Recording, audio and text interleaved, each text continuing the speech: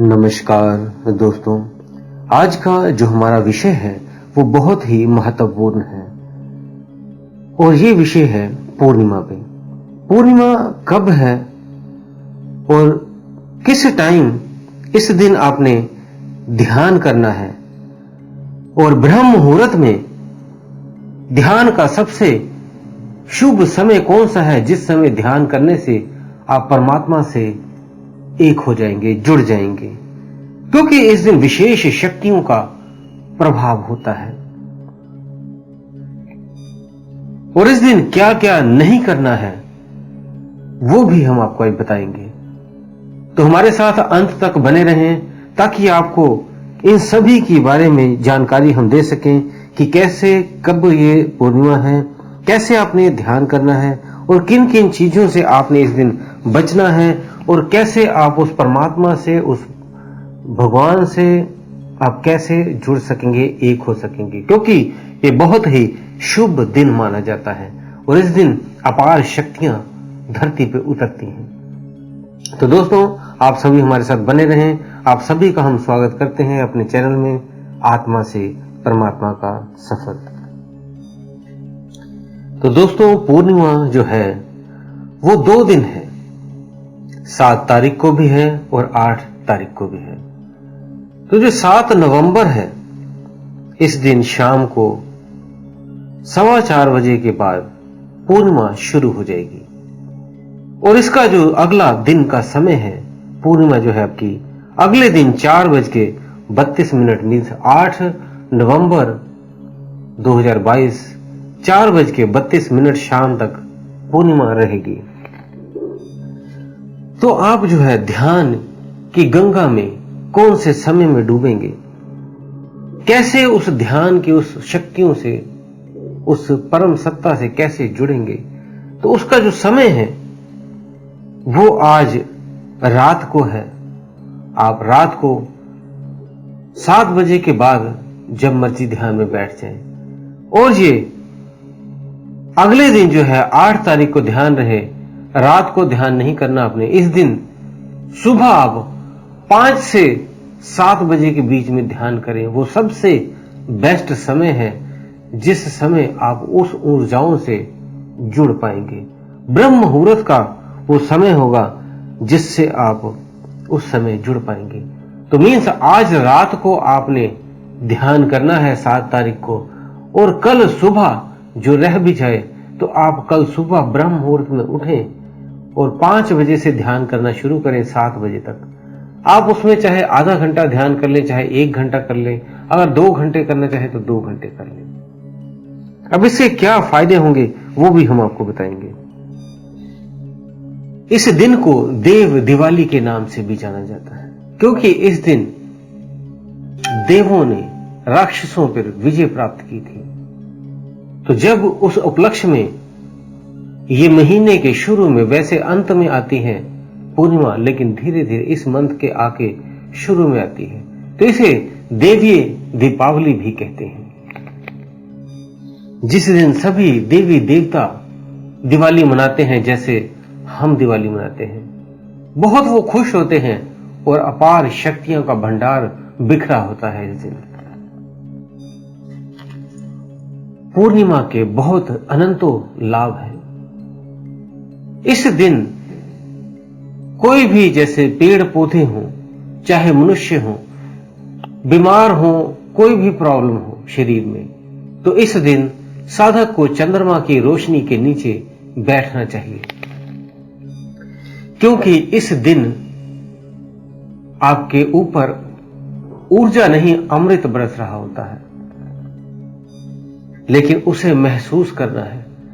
जैसे श्वास चलती हैं, आप उसको कभी देखते हो तो कभी नहीं देखते, ज्यादातर लोग नहीं देखते, श्वासों को चलती रहती है, लेकिन जब उसे देखते हैं तब आपको पता लगता है श्वास आ रही है और जा रही है, अन्यथा आप उसे भूल ही जाते हैं कि श्वास आ रही है कि नहीं। ऐसे ही ऊर्जा गिरेगी, लेकिन अगर आप उसे सक्षम होगे उसे महसूस करने में, तभी आप उसे महसूस कर पाओगे। उसके लिए आपको इसके साथ जुड़ना होगा, तो वो भी हम आपको बताएंगे कैसे इस ऊर्जा से जुड़ेंगे आपको। तो दोस्तों, यदि आप अभी मेडिटेशन करना ठीक से नहीं जानते और ध्यान में कैसे डूबें, ध्यान क्या है, ध्यान से क्या मिलता है, जागरूक जीवन का रहस्य, तो आप भी अपनी मेडिटेशन जीवन की शुरुआत करें।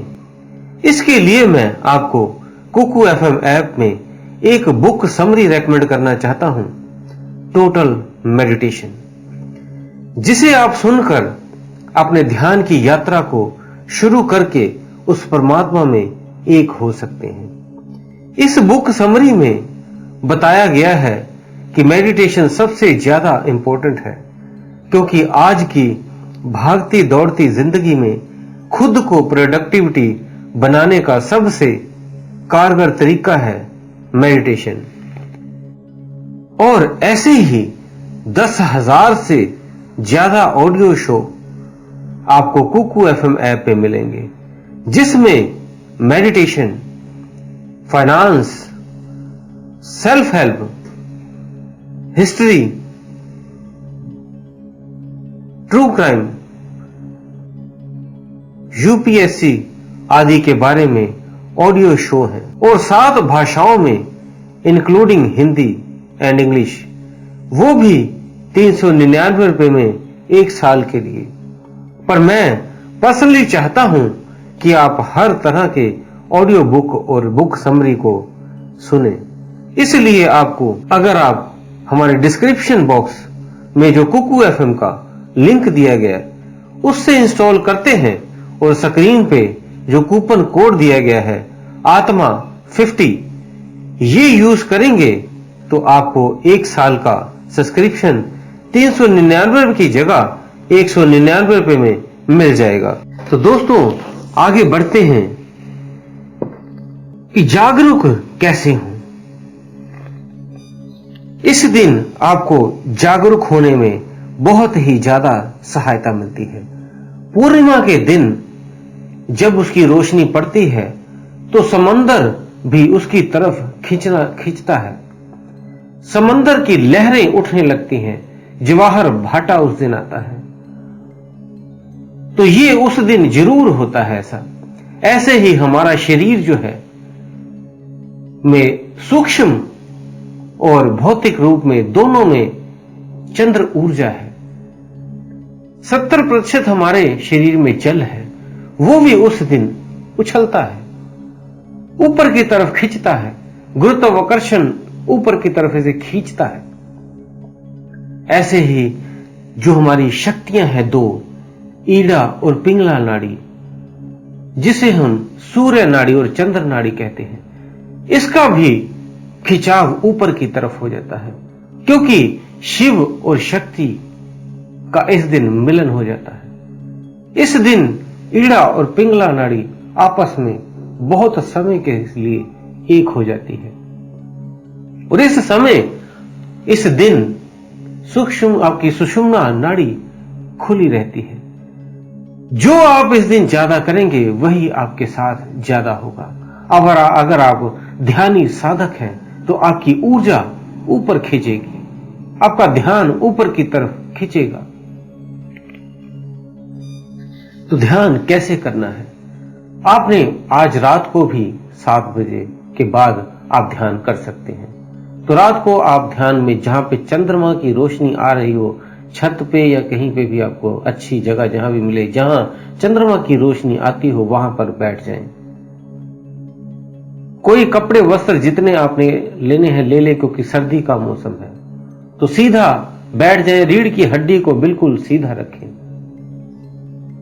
हाथों की हथेलियों को ऊपर की तरफ आकाश की तरफ कर लें, और अपनी मेरुदंड को ध्यान रहे सीधा रखें, रीढ़ की हड्डी को सीधा, मींस स्पाइनल कॉर्ड आपकी सीधी होनी चाहिए।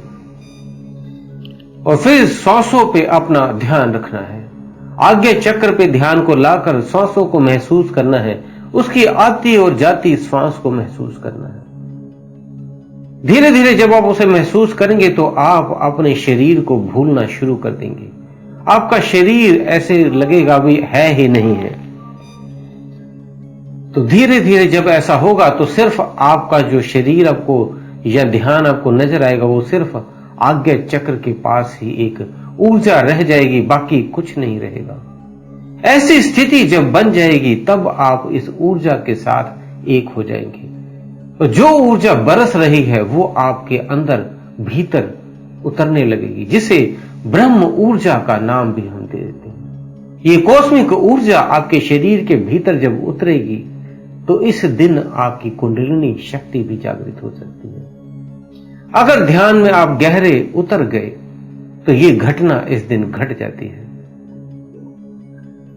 क्योंकि इस दिन ऊर्जा अपने आप ही कुंडलिनी को ऊपर की तरफ खींचती है, और जब आप भी उसमें सहयोग देते हैं तब ये कार्य सोने पे सुहागे जैसा हो जाता है। और फिर ये चक्र जब घूमता है तब ध्यान में बैठे बैठे ये भी घटना घट सकती है कि आपको एक भंवरे की गुंजन की आवाज भी सुनाई दे। वहीं आपको पहले अनहद नाद भी सुनाई दे, और फिर इस गुंजन के साथ जब आप लग जाएंगे तो आप निराकार ऊर्जा तक पहुंच जाएंगे। तो इन ऊर्जाओं को महसूस करना सीखें। जैसे कोई एक फिल्म चल रही है तो हम उसमें डूब जाते हैं, उस रोल को ऐसे लगता है जैसे सच में चल रहा है। कभी कभी किसी फिल्म में देखते देखते आंसू आ जाते हैं। तो इस तरह इस दिन डूब जाएं उस मेडिटेशन में, क्योंकि इस दिन ब्रह्मांड भी आपका सहयोग देता है उस ऊर्जा के साथ जुड़ने का। तो इस दिन ध्यान में इस तरह से बैठ जाएं, कंबल बिछा लें कोई मोटा सा और उसके ऊपर बैठ जाएं, वस्त्र आप ज्यादा ले लें क्योंकि सर्दियों का मौसम है, और उस ऊर्जा को महसूस करें। तो ये आपने एक रात को करना है ऐसा ही, और अगले दिन ब्रह्म मुहूर्त में भी आप ध्यान करें। वो आप जो ब्रह्म मुहूर्त में 5 बजे सुबह से 7 बजे तक आपने ध्यान करना है, वो चाहे आप कोई घर में कर ले या बाहर, दोनों जगह में कहीं भी आप कर सकते हैं। तो इस तरह से उस दिन देव दिवाली के कारण भी काफी शक्तियां इस धरती पे उतरी होती हैं। तो आप उस दिन इनका महसूस करके उनसे एक हो सकते हैं। और अगर आपके कोई गुरु हैं तो इस दिन आप गुरु के पास भी जाएं, उनके दर्शन कर लें, क्योंकि इस दिन वो ऊर्जा परमात्मा सत्ता उनमें उतरी होती है। तो वो ऊर्जा उनके चारों तरफ फैली होती है। जब आप उनके नजदीक जाते हैं या उन्हें स्पर्श करते हैं तो उस ऊर्जा से आपको भी शक्ति मिलती है, आप भी उस ऊर्जा से जुड़ते हैं। इसलिए इस दिन गुरु पूर्णिमा भी कहते हैं। गुरु के दर्शन करने जरूरी होते हैं। अगर आप दूर हो कहीं तो उनके फोटो के या स्वरूप रखकर वहां भी आप ध्यान कर सकते हो। अगर आपके कोई गुरु नहीं है तो जिस भी आप देवी देवता को मानते हो उन्हीं को अपना गुरु रूप मानकर पूजा पाठ ध्यान कर सकते हैं। अब इस दिन आपने क्या नहीं करना है। इस दिन जो भी चीजें आप सोचोगे वो ज्यादा बढ़ जाएंगी आपकी, इसलिए आप वही सोचें जो आपको चाहिए। इस दिन आपने क्या नहीं करना है। इस दिन आप किसी पे गुस्सा ना करें, बुजुर्गों को, माता बहनों को कुछ भी गलत शब्द अपशब्द ना कहें, शांत बनाए रहें। इस दिन कोई भी इस तरह की बातें या इस तरह का गुस्सा ना करें। इस दिन मांस मदिरा का सेवन ना करें, मांस मछली इस तरह की चीजें ना खाएं, नॉन वेज ना खाएं, और शराब वगैरह इत्यादि कोई भी नशा ना करें। किसी से भी झगड़ा ना करें। इस दिन जहां भी आपका ऑफिस है, दुकान है, घर है, इनको साफ सुथरा अच्छी तरह से जरूर करें। कोई भी खराब चीजें घर में हो तो वो निकाल दें। और इस दिन अगर स्त्री पुरुष है तो वो मैरिड है तो ध्यान कर लें। इस दिन आपस में संभोग ना करें। इन कुछ चीजों से आपने बचना है, इनको अवॉइड करना है। ये भूल कर भी इस दिन चीजें ना करें। और दोस्तों, जो डिस्क्रिप्शन बॉक्स में कुकू एफएम ऐप का लिंक दिया है उससे इंस्टॉल कर लें और टोटल मेडिटेशन बुक समरी जरूर सुनें।